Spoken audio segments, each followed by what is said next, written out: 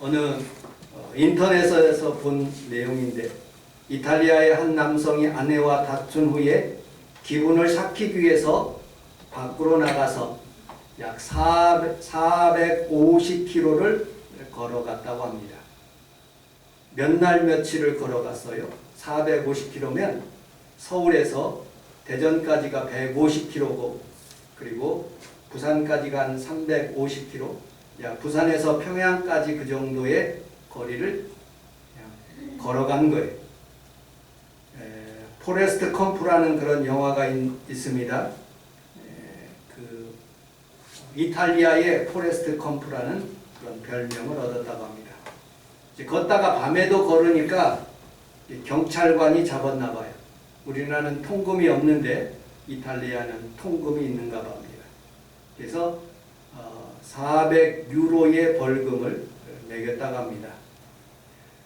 그렇게 걸으면서도 많은 그런 어려움을 당하면서도 그렇게 걷는 이유는 자신의 아내와 싸우기보다는 자신 스스로 걷다 보면 문제가 치료받을 것 같아서 그렇게 걸었다고 합니다. 그런데 많은 사람들이 이 사람을 응원하고 나섰습니다. 왜 경찰관이 그렇게 400유로나 되는 그런 벌금을 부과했느냐?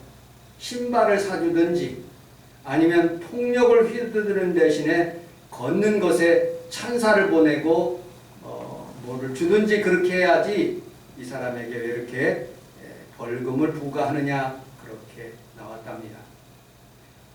그런데 이렇게 걸으면서 그 아내가 하도 집에 안 들어오니까 실종 신고를 했답니다.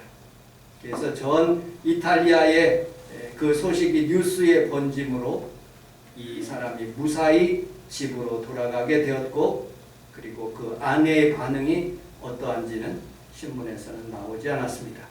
사람이 갈등하면, 그리고 해결할 수 있는 방법들은 싸우기보다는 걸어서 이동하는 그런 방법을 선택하는 것이 참으로 좋은 방법 중에 하나인 것입니다.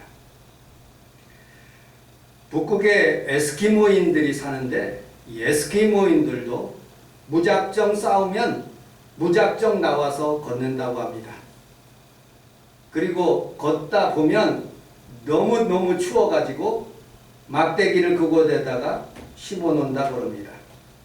그리고 거기에서 다시 너무 추워가지고 다시 돌아온다고 합니다. 다시 또 화나고 어려운 일이 있으면 그 화를 풀기 위해서 또 걸으면, 또 걷고 그 막대기가 발견하면 또 더 멀리 가서 그 막대기를 또 꽂아 놓는답니다. 그리고 돌아오는 길에 내가 왜 화냈지 하면서 분노하는 그런 마음을 정리하며 돌아온다고 합니다. 그 사실 가운데 이런 내용이 있더라고요. 우리가 30분을 걸으면 거기에서 자신을 돌아본다. 그리고 1시간을 걸으면 자신을 새겨본다.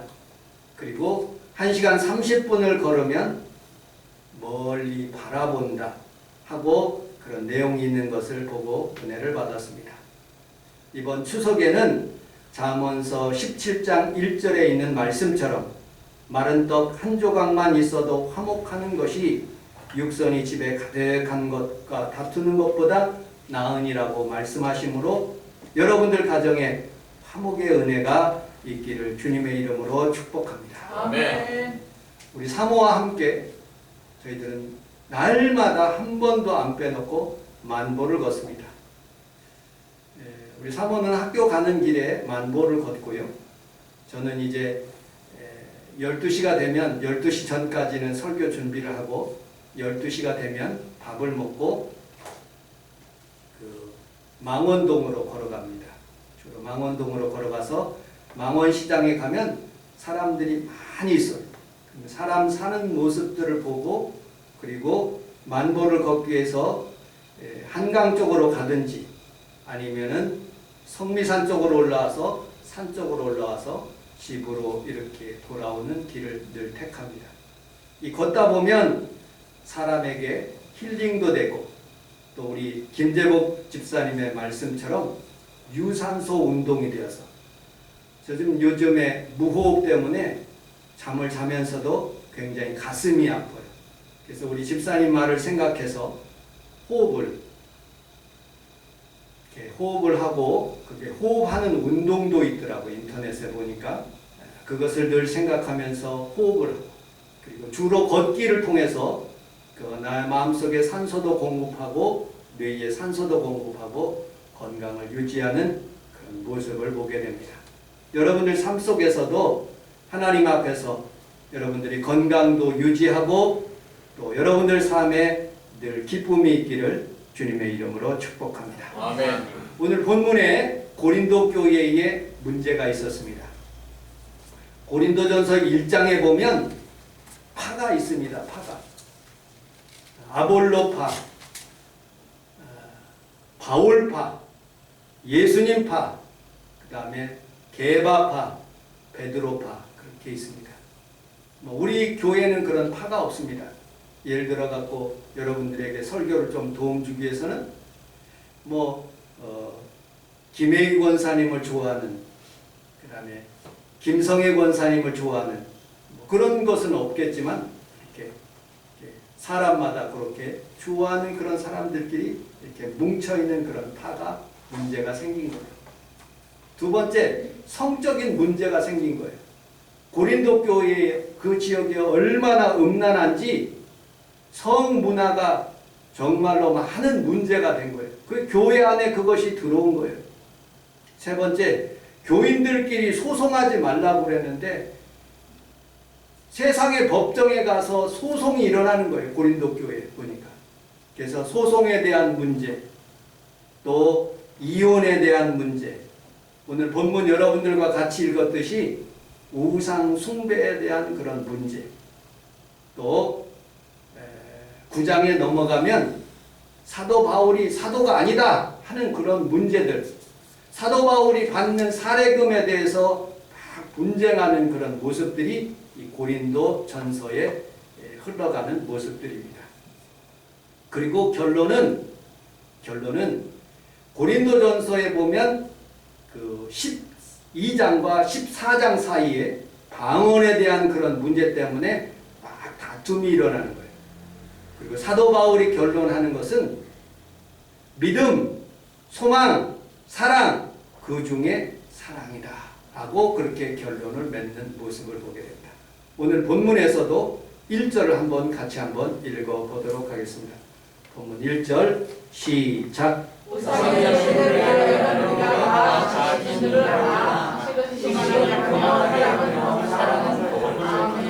우리 함께 따라하겠습니다. 지식은 교만하게 하며 사랑은 덕을 세우나니. 한 번 더요. 지식은 교만하게 하며 사랑은 덕을 세우나니. 아멘. 사도 바울은 지식이 아주 많은 사람입니다. 철학도 그리고 바리새인 중에 바리새인이고 그리고 하나님 앞에서 굉장히 똑똑한 사람이에요. 그런데 지식은 교만하게 하고 우상에 대한 지식은 교만하게 하는 거예요. 그리고 사랑은 덕을 세운다고 말씀하고 있어요. 사도행전에 보면 사도 바울이 복음을 증거하는데 주로 한 교회를 세우는데 한 3개월 정도 그곳에 있었습니다. 그런데 유난히도 고린도 교회는 1년 6개월 동안 애정과 사랑이 그 안에서 넘쳐나는 그런 모습을 보게 됩니다.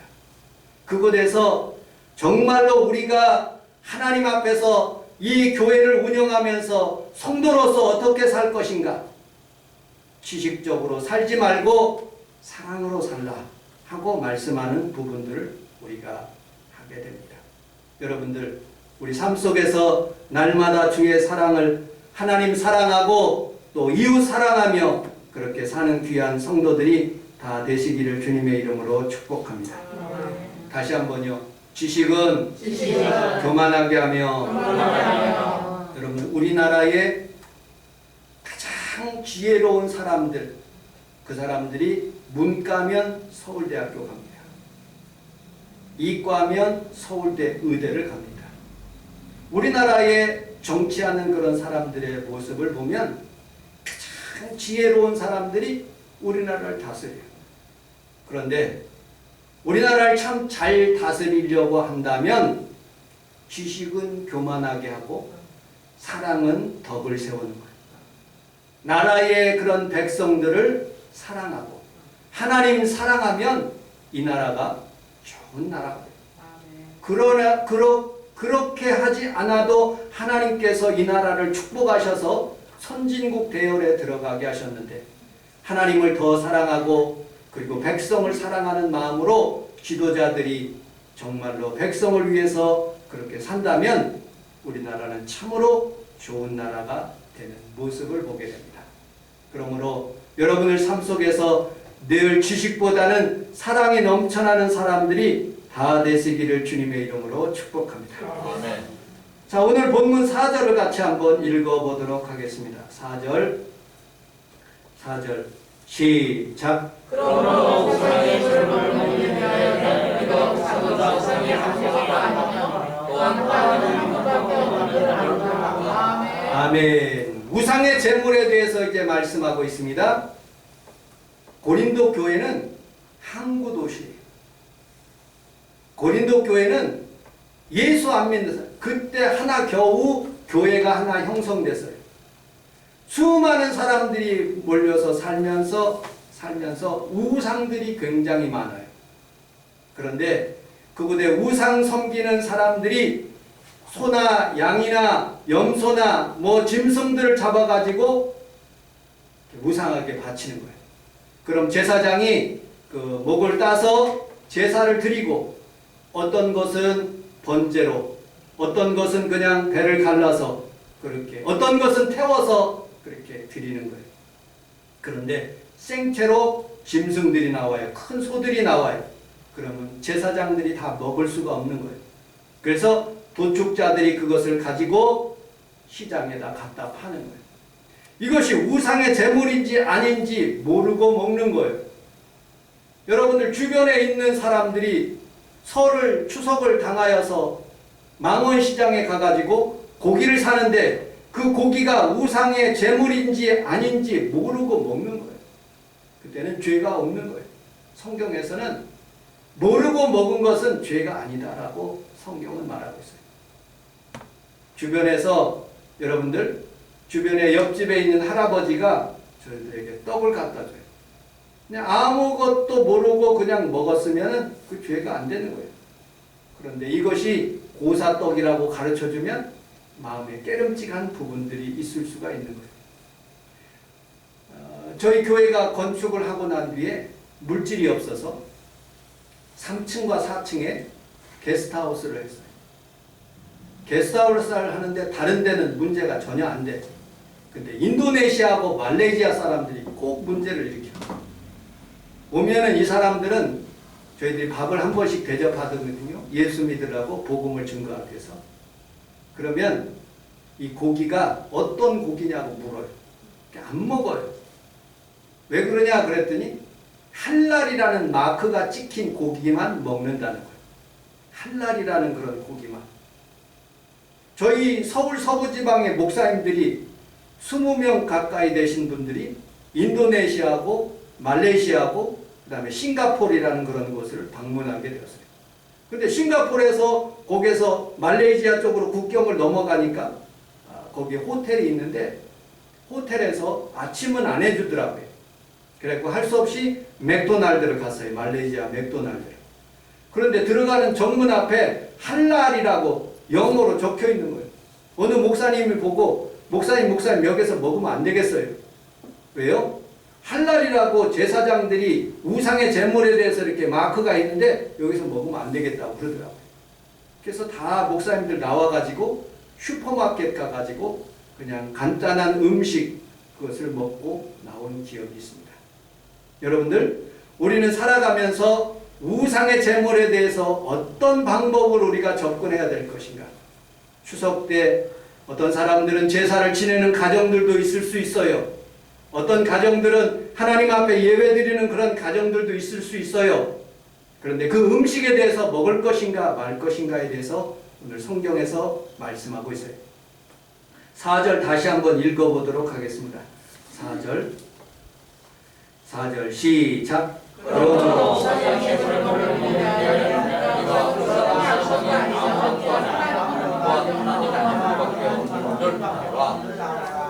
우리 함께 따라하겠습니다. 우상은 아무것도 아니다. 아멘. 우상은 아무것도 아니에요. 아멘. 사도 바울의 근거에 주시는 말씀은 1번 우상의 제물은 아무것도 아니라 모르고 먹을 수 있다는 거예요. 여러분들 우상이 어떻게 되는지 아십니까? 그냥 지나다가 요요하게 생긴 나무가 있어. 그럼 사람들이 거기에다가 간절히 빌어. 그러면 마귀가 사탄이 그 안에 들어가. 이상한 돌멩이가 있어. 거기에 넘어져. 이상하게 생겼어. 그럼 사람이 그곳에다 숭배를 하기 시작하는 거예요. 선앙담을 쌓고요. 그럼 거기에 우상이 귀신이 역사하는 거예요. 성미산 그리고 더 큰 산 지리산 그런 큰 산들 가운데 사람들이 숭배하기 시작하는 거예요. 그러면 아무것도 아니에요. 나무예요. 그냥 돌이에요. 그냥 산이에요. 지리산이에요. 그런데 사람들이 숭배하기 시작하면 귀신과 사탄이 역사하는 거예요.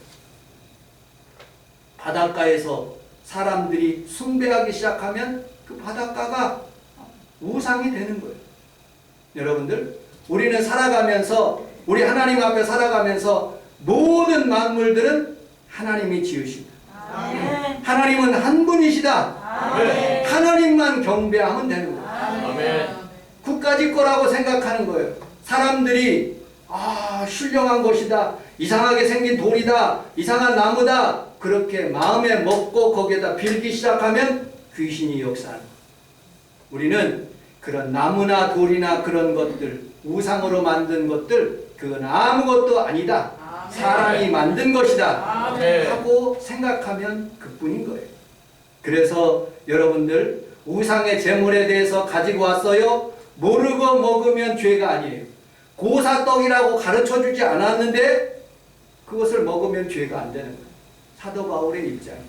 자, 그런데 7절 본문 7절 7절을 같이 한번 읽어보도록 하겠습니다. 시작. 그러나 이 지식은 모라를 위해 아니고 아무것도 어떤 자기를 생각해서 세상의 분과의 주로 알고 양보하지 우리 함께 따라하겠습니다. 우상의 제물을 알고 먹으면 우상의 주를 알고 먹으면 더러워집니다. 더러워집니다. 안 됩니다. 안 됩니다. 우상의 제물을 알고 먹으면 안 되는 거예요. 고사떡이라고 가르쳐줬는데 알고 그냥 그것을 먹어요? 죄 짓는 거예요. 마귀가 들어올 수 있어요. 사탄이 들어올 수 있습니다. 가르쳐줬는데 이거 우상의 제물이야, 고사떡이야, 제사 지난 떡이야, 음식이야 가르쳐줬는데 그걸 먹으면 하나님이 기뻐하시지 않고 약하여지고 더러워진다고 말씀하고 있어요. 여러분들 우리는 살아가면서 여러분들이 하나님 앞에 살아가면서 모든 것이 하나님의 것이지만 그러나 때때로 세상 사람들로부터 이것은 우상의 제물입니다 라고 가르쳐주면 그것을 먹지 않을 여러분들이 다 되시기를 주님의 이름으로 축복합니다. 자, 고린도전서 8장 13절을 읽어보도록 하겠습니다.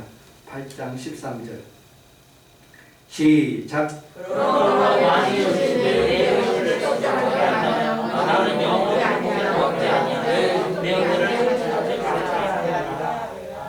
우리 함께 따라하겠습니다. 나는 영원히 고기를 먹지 않습니다. 고기의 문제가 아니라 성도에 대한 그런 인식이에요. 우리 평강이는요 고기 없으면 못 살아요.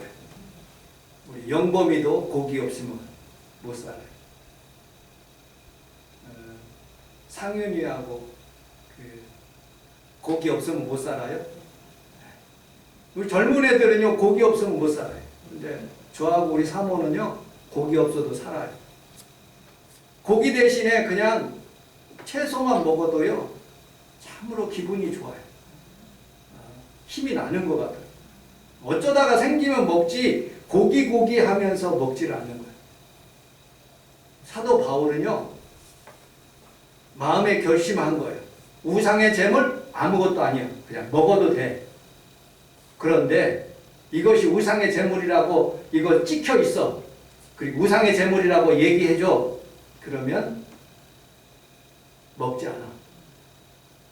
세 번째, 내가 다른 사람이 봤을 때 이게 우상의 고기인지 아닌지 모르고 먹을 수 있어.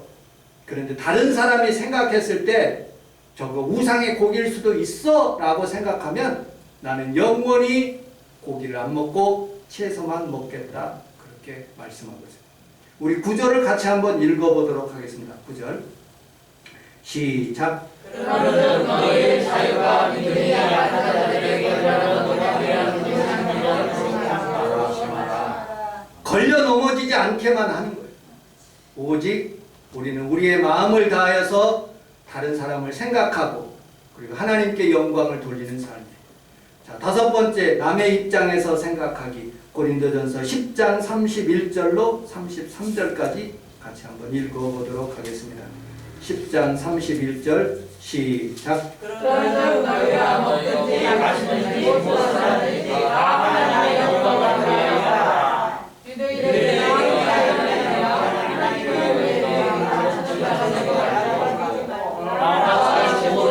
모든 사람을 상대하여 자신의 이익을 구하지 아니하고 다른 사람의 이익을 구하는 것으로 구원을 받게 아멘. 우리 함께 따라서 하겠습니다. 하나님의 영광을 위하여 살아갑시다. 하나님의 영광을 위하여 살아갑시다. 아멘. 자신의 유익을 구하지 않고 다른 사람의 유익을 구하면서 그렇게 살아라 라고 말씀하고 있어요. 우상의 제물은 아무것도 아니에요. 알고 먹으면 안 됩니다. 남이 시험 들게 하면 나는 평생 고기를 먹지 않을 수 있어요. 그러나 중요한 것은 모든 것이 다 하나님의 영광을 위하여 하고 그리고 지식은 교만하게 하는 것이고 사랑은 덕을 세우는 것이라고 결론 맺고 있습니다. 우리나라 한국교회가 처음으로 형성될 때 선교사 이름이 마펫 선교사입니다. 이 마펫 선교사님은 우리나라의 선교사님으로 와서 아주 엄하게 이 문제에 대해서 그렇게 말씀하고 있어요. 1893년에 세례교인이 되는 조건이 이렇게 명시하고 있어요. 첫째, 사신의 우상회를 금지하고, 두 번째, 조상 제사를 폐지하고, 주일 성수는 꼭 해야 되고, 부모 공경을 해야 되고, 축첩이라는 것은 첩을 두는 것을 의미하고 있어요. 첩을 두는 것을 엄하게 금지했고, 도박, 음주, 도둑질, 간음, 거짓말 이런 것들 하지 말고 해야 된다고 그렇게 가르쳤어요. 이것은 성경에 없는 내용이에요. 여러분들, 우리나라에서 유교가 다 모든 사람들이 다 유교를 믿고 있어요. 그런데 유교를 믿고 있기 때문에 모든 사람들이 다 추석만 되면 설만 되면 조상 앞에 절하는 거예요. 뭔가 달라요. 천주교는 그걸 허락했어요. 우리 기독교는 안 돼. 절대로 조상에게 절하면 안 돼. 조상에게 엎드려 기도하면 안 돼. 어떤 방법으로든지 하지 말라는 거예요. 두 번째, 여러분들 주일 성수, 그리고 또 첩을 두는 문제, 도박하고 술 먹고, 특별히 우리나라 사람들은 술 먹는 문화가 그렇게 발달하고, 농촌에 가면 막걸리 때문에 문제가 꼭 생기는 거예요. 교회에서 꼭 문제가 생기는 거예요. 술 먹지 마십시오. 이게 세례 교인의 조건이에요, 조건. 그래서 교회마다 다 그것이 법으로 지정됐어요. 그런데 하나의 문제가 생겼어요. 1920년 9월 1일자 영주에서 있었던 권성하라는 그런 분이 예수님을 믿고 개종을 했어요. 오늘부터 우리 집안은 예수님을 믿기 때문에 조상신에 대해서 추석, 설이나 그때 모든 것을 안 한다. 제사 지내지 않는다. 하고 그렇게 발표를 해버린 거예요. 그리고 신주단지 다 버린 거예요. 그런데 문제가 생겼어. 이 개종하고 난 뒤에 이 자기의 부인 박 씨가 효성이 지극한 거예요. 아니 신주단지를 다 버려? 부모님도 없이 해? 이건 불효막심한 놈이야.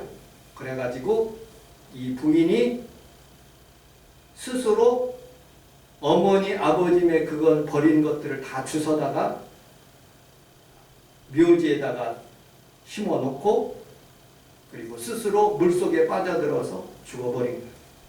네. 우리나라에 큰 문제가 생긴 거예요.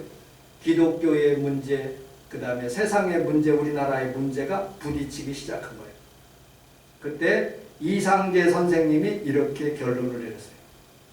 조상에 대해서 절대로 우상 숭배하지 말고 조상 제사 드리는 대신에 추도 예배를 드려라.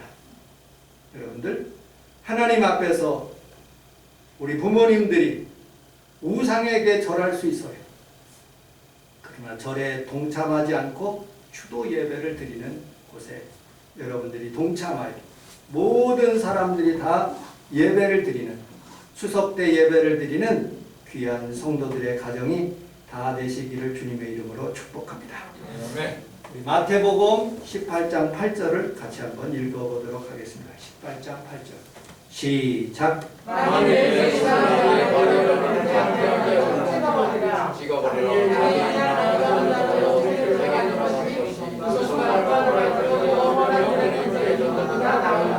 아멘. 우리 함께 따라하겠습니다. 신앙생활은 우상의 제물에 대해서는 결단이 필요합니다. 그에 대해서 간단하게 말씀을 증거하고 말씀을 맺도록 하겠습니다. 여러분들 세상에서 가장 아름다운 그림이 있다면 밀레의 만종입니다. 우리 김종국 선교사님이 그런 말을 하더라고요. 설교 시간에 저도 들었어요. 이 밀레의 만종 가운데 이렇게 부부가 이렇게 기도를 하고 그 다음에 하나님 앞에 감사 기도를 하는 그런 내용인데 그것이 아니라 자기의 자녀를 전염병 때문에 거기에다 묻고 하나님 앞에 기도하는 그런 내용이다 라고 그렇게 설교를 하더라고요. 그런데 보통 사람들은 그것을 따르지 않습니다. 이 사람이 밀레라는 사람이 농촌에서 살다가 도시로 온 거예요. 그림을 그리는데 알아주지를 않아요. 그런데 누드화를 그리기 시작했어요. 그런데 자기 그림을 어떤 사람이 보면서 지나가는 그 남녀가 그렇게 얘기하는 거야. 야, 이거 밀레라는 사람이 그리는데 그 사람은 실력이 없어서 벗고 있는 것, 누드만 그리는 아주 쪽팔린 그런 인생의 화가야 라고 그 말을 귀등으로 들은 거예요. 그래서 마음에 결심했어요.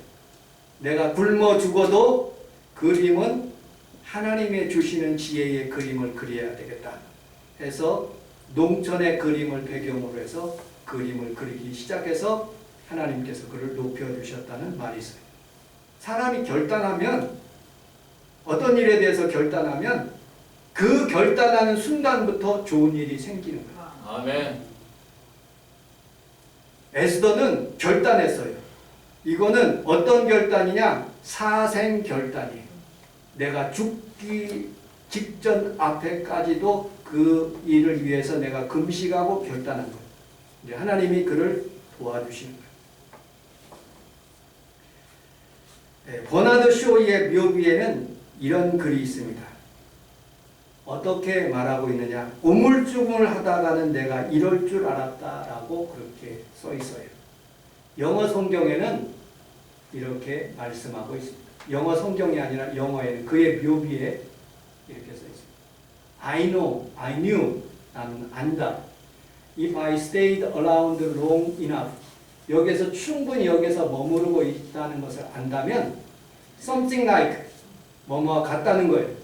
This would happen, 이와 같이 될 수밖에 없다는 사건을 안다. 내가 이렇게 우물쭈물 하다가는 이런 꼴 당하고 묘비에서 이렇게 죽는 것을 모습을 본다. 그래서 버나드 쇼는 결단할 때 사람이 결단하면 하나님이 도와주시고 축복하신다. 여러분들 삶 가운데 오늘 우상의 제물을 먹지 않기로 하나님을 잘 섬기기로 주님만 의지하기로 결단하는 귀한 성도들이 다 되시기를 주님의 이름으로 축복합니다. 기도하겠습니다. 하나님 아버지 고맙습니다. 우리 주님께서 하나님 성원 순복음교회를 축복하시고